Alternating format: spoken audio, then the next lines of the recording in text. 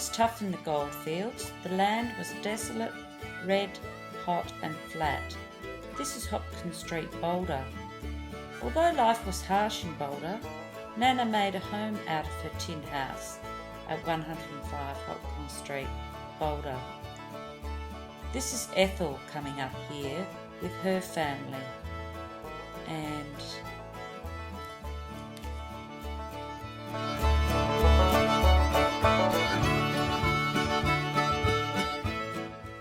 this is Nana at 105 Hopkins Street, Boulder. The next picture that's coming up is actually a photo of Mum outside of the house. The house had sold at that stage, but Nana used to look forward to her visitors arriving to the house. I have very fond memories myself of visiting Boulder. I remember spending 8 hours in the car. That wasn't too good. But when we arrived, Nana was always waiting out the front.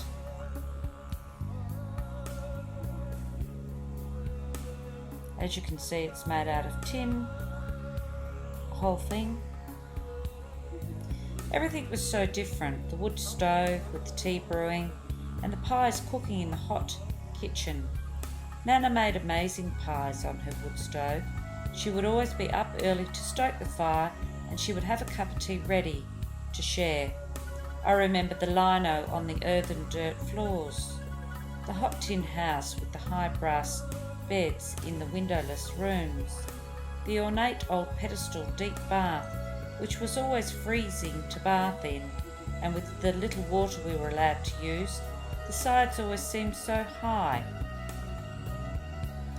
Nana boiled and hand-washed clothes, which seemed like a mission. Keeping clothes clean from the red dirt included washing them either by hand or boiling them in a copper. The old Coolgardie safe or pantry had water in tin cans underneath the legs to keep the ants away. Nana did not have a fridge in the early days. This restricted Nana's ability to keep large quantities of fresh food, but the greengrocer used to come past in the back lane every couple of days bringing fresh milk and vegetables. There was a butcher a short walk from her house. From time to time, Aboriginals lived in humpies across the road in the vacant block. Nana said she got on well with her intermittent neighbours. At times the feral cats and kittens would skid across the backyard. I remember the toilet way down the back of the yard. Going to the toilet in the thunderbox was always an ordeal. It was situated at the very back of a very large block. To get there you travelled past mounds of red dirt. This is a picture of an old copper, and this is a hand washing basin with the board they used to use.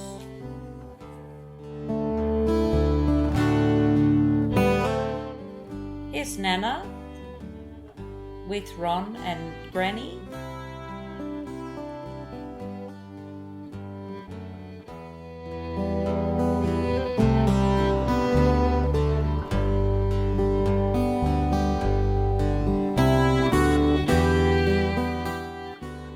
Here's a picture of Nana with Ron when he was born.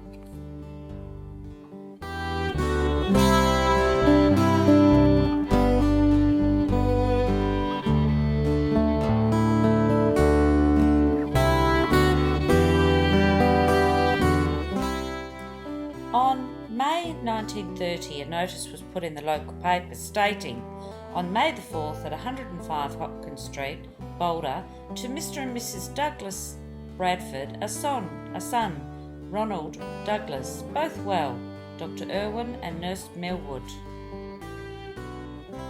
1933, Christmas Day. On the left we have Douglas Bradford, then we have Nana, Uncle Mick and Auntie Rita. Her brother Percival Lowe died in a horrific mine accident on the 2nd of April 1934. He had his arm ripped off in the mine. He was only 25 years old. In 1934, Nana was 24 years old. Her father John died of cancer of the tongue or mouth. He smoked a pipe which had pierced his tongue when he fell over, and he died from complications from that.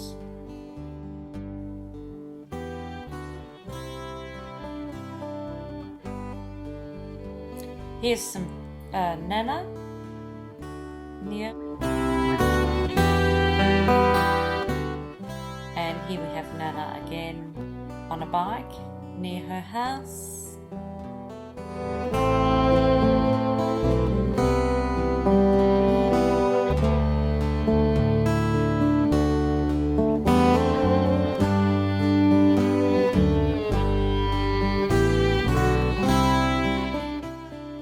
In 1935, Nana gave birth to Alex John Bradford. This is Nana's second child, Alexander. Ron was 5 years old at the time. Having 2 sons, now Nana longed for a daughter. Here's Alex when he was young.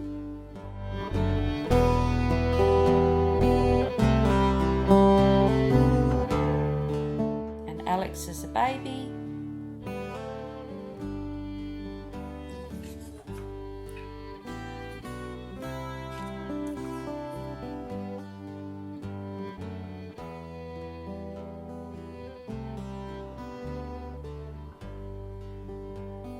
Alex is a toddler.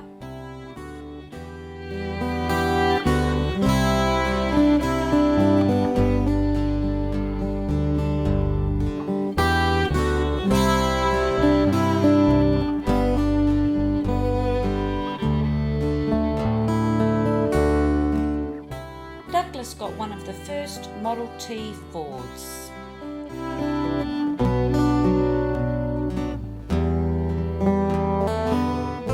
Surrounded by her extended family here. Nana's on the left.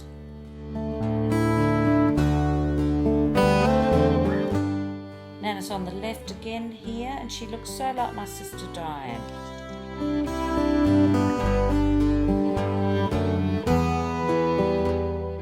Here we have Mick Nellie, Hazel Jeffries, Rita Nellie, Nana, Rosalie Nellie, Bill, an unknown person, and Ron Bradford.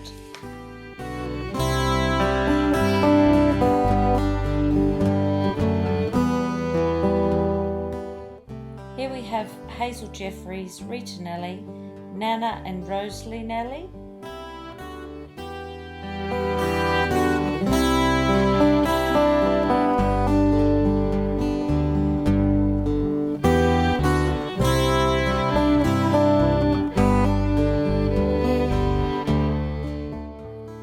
Bill on the left, an unknown chap in the middle, and Ron Bradford on the right.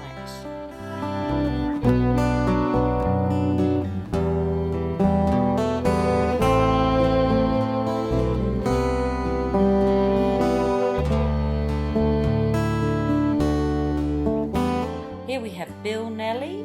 He actually wrote a book about the Nellie family.